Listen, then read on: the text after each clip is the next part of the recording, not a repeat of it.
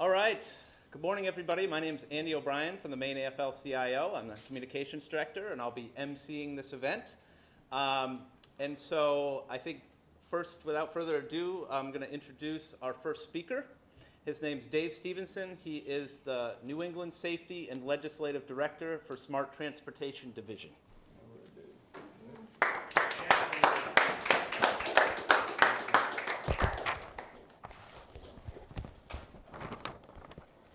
Hi everyone, thanks for coming out today. Especially want to thank Andy O'Brien and the voice of Maine's working people, the Maine AFL-CIO, for putting this together.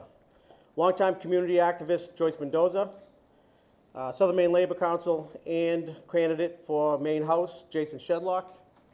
Smart TD's New York State Director, Luke Delowitz. Cole Zub, Smart TD's BTAP Committee.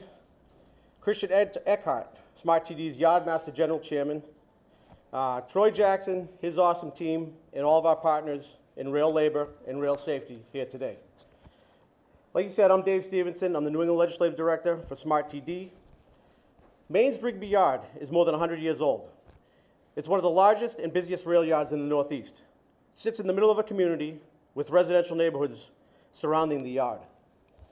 After CSX took over the rail yard from Pan Am, they immediately began looking for ways to cut Maine railroad jobs and reduce the workforce.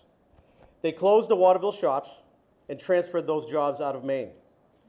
They also implemented remote-controlled trains at Rigby Yard with the ultimate goal of one-person train crews. They've also started to cut IAM machinist jobs, car inspectors, and track inspectors. One of the first crafts they cut completely was the yardmaster. CSX's own railroad dictionary defines a yardmaster as the person responsible for the control of trains and engines operating within a yard. Yardmasters are the traffic controllers of a railroad yard. They route trains and engine within the yard, read switching orders and schedules, and coordinate moves between yard and road crews. But most importantly, in an emergency, they are the first responders. The job requires someone who knows the yard, someone who knows the operations, the crews, and the movements, and the equipment. Rigby Yard is full of hazmat cars and trains. A yardmaster knows exactly where these cars are located at all times, what they contain, and in an emergency, that information is essential to relay to fire and emergency responders. Right now, the train crews themselves are often the only railroad employees in the whole yard. Train crews cannot carry cell phones, leaving them with no access to 911 and forcing them to rely on the railroad's radio system. How can the largest rail yard in New England have no one in charge? How can South Portland Fire have no single point of contact with someone that's actually on the property? Properly staffing Rigby Yard is not a radical idea. It's basic rail safety. This is a company whose year-to-date stock is up over 40%. We had reached out to Susan Collins' team in 2024 to talk about job cuts, one-person remote-controlled trains in a yard that's not designed for them, and they were concerned. Troy Jackson came in person to our union meetings, and he heard firsthand from Maine railroad workers about derailments, railroad injuries, and fatalities on the job. Troy is serious about rail safety, and we will start by bringing back Rigby's yardmasters. Thank you.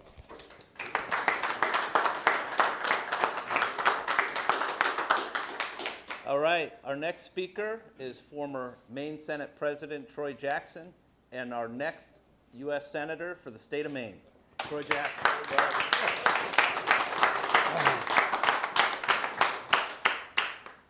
Well, thank you, everybody. It's really good to stand here shoulder to shoulder with all of you and call on CSX to take proper safety measures, like bringing back yardmasters to prevent further tragedies on Maine rails. And I see my brothers at IAM all come in. They're over there, and I know how important they know this is too. It's clear that these derailments should never have happened. And every worker should go home safe at the end of the day. Now that is something that I feel very strong about. Coming from the logging industry, it's a big deal. Work with a crew of people that you can watch out for each other. It's a big deal when you leave in the morning, that you know that you have every opportunity to come home at night.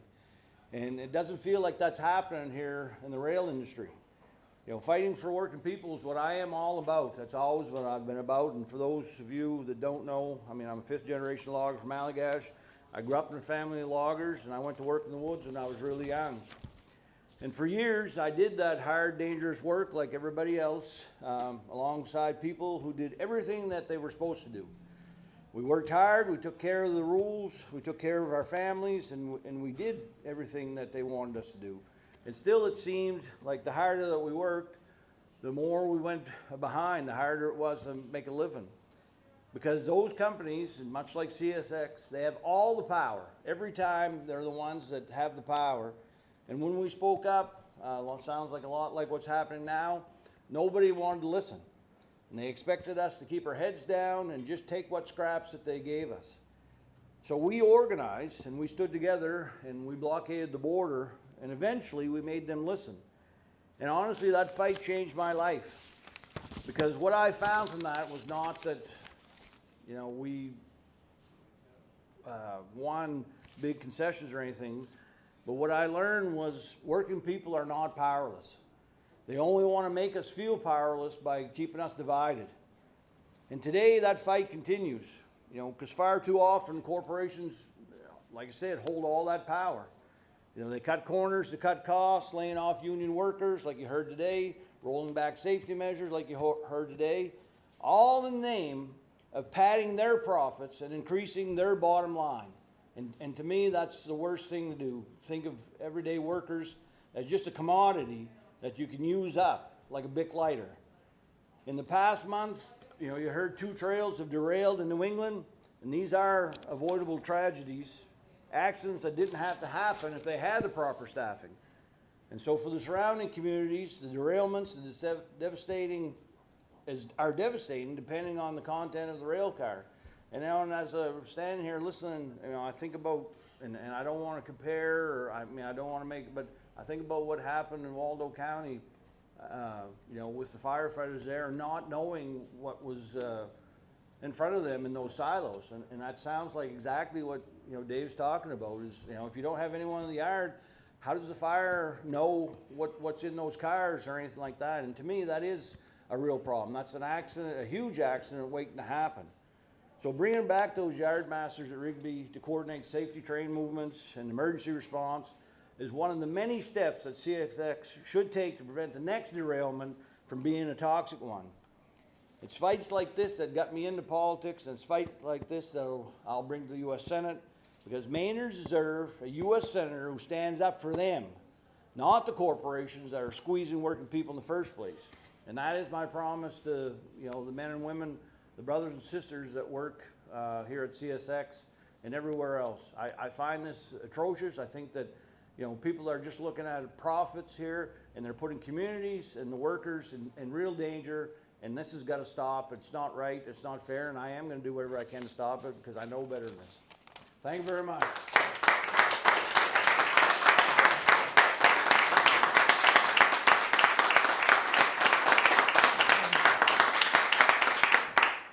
Our next speaker is Jason Shedlock. He is the president of the Southern Maine Labor Council and a candidate for Maine House District 120 here in South Portland.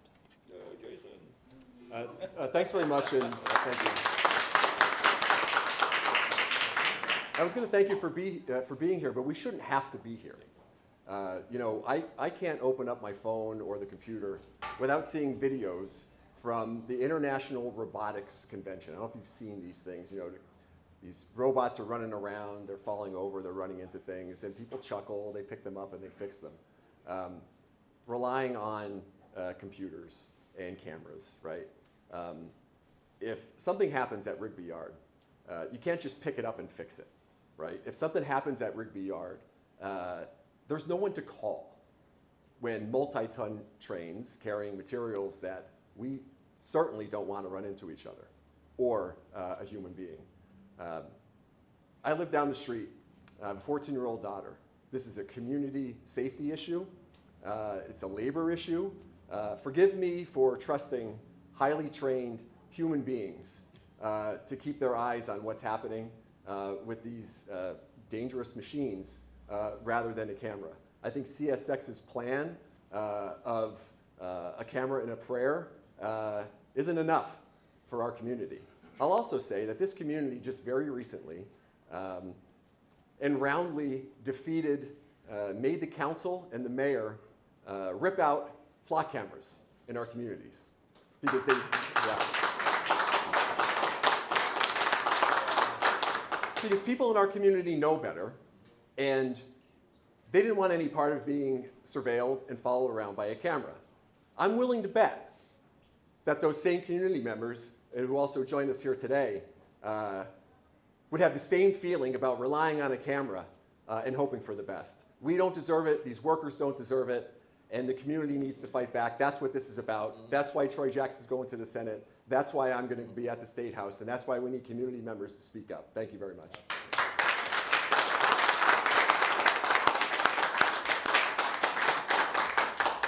Right, our last speaker is Joyce Mendoza. She's a resident of Thornton Heights in South Portland, which is near Rigby Yard, where these trains are. Thank you.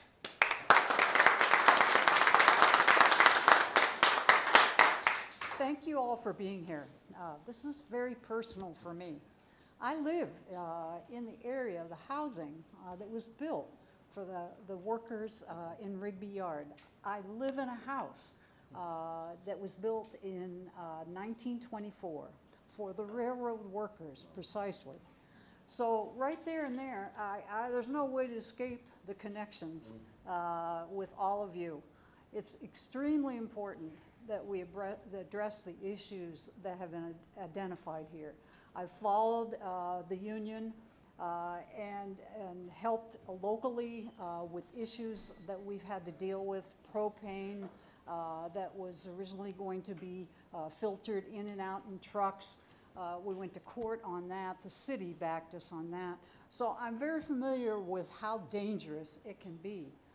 And I just want to make sure that the issues that are here are addressed. But we have an enormous amount of power among the people, between the unions, between the people that clearly support this issue. And I'm certainly one of them, but there's many others once people start to realize how dangerous it could be.